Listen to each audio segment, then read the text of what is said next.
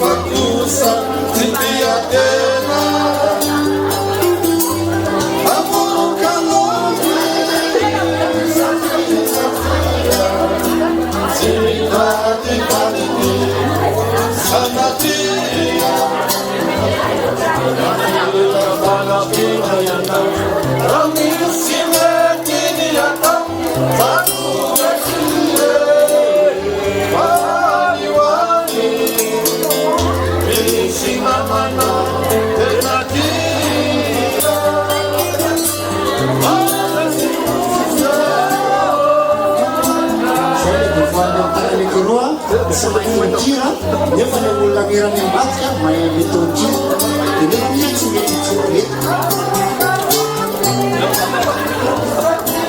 Aí.